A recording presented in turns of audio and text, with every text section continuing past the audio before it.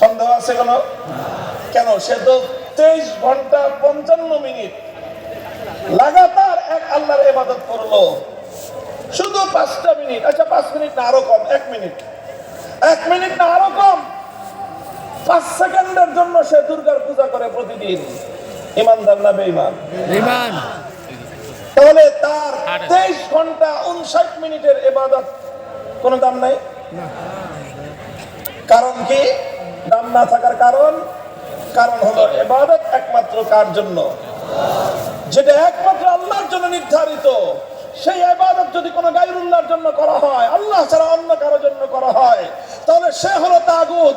যে তাগুতকে বিশ্বাস করে, যে তাগুতকে অনুসরণ করে, যে তাগুতের ইবাদত করে, সে হাজী হতে পারে, আবারও বলছি হাজী হতে পারে, গাজী হতে পারে, নামাজি হতে পারে, ইমানদার হতে পারে না।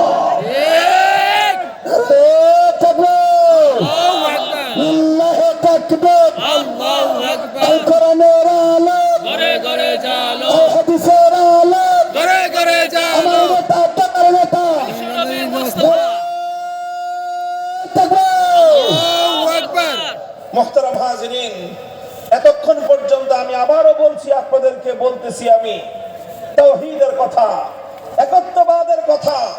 এই তাওহীদ এবং একত্ববাদ হলো ইবাদতের তাওহীদ। এটাকে বলা হয়